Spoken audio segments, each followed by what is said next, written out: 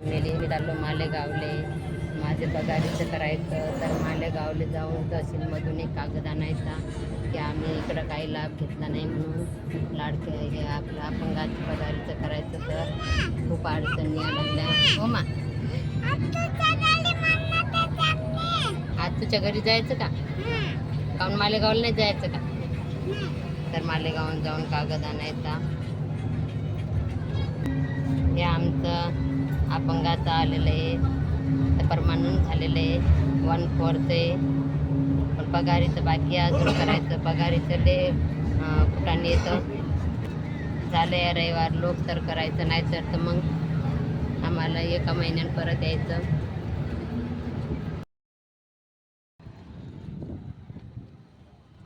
Hello, मालेगावात मी उतरलो या बसमधून.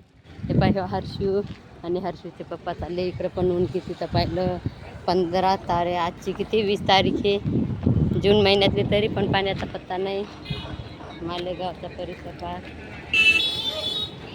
वापस चालली वाशिमले. वाशिम गाडीत आलो होतो आम्ही. मालेगावात उतरलो, आलो आम्ही. जिथं काम होतं तिथं काम आहे. आता आमचं आलं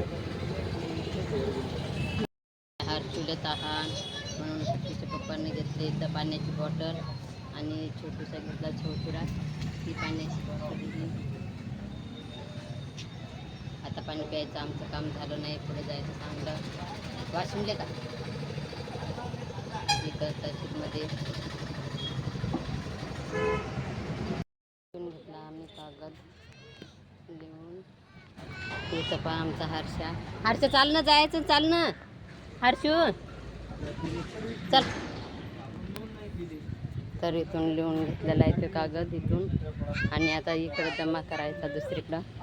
आता किती दिवसांनी मिळते काय माहिती. इथं खाचा भिकारी वडा.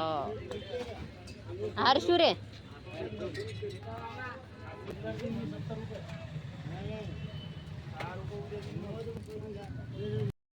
इथं खायचा भिकारी वडा आहे. एक घेतला. हर्षू तुला खायचं का? हर्षू इकडे बघ, वरती बघ. ती टोपी काढून टाक ना आता, काढ ना. पहा हर्षूच्या तोंडावर कसं झालं.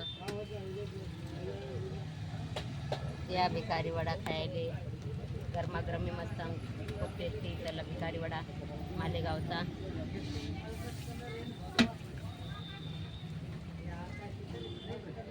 इकडं हर्षूच्या पप्पांनी बी घेतला. मी ते का तुमच्या जवळच होतं मग पाठीमागे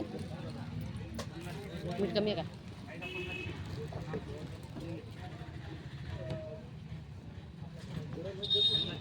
ऐकून हर्षूला आणि माझ्यासाठी घेतला एक भिकारी वडा.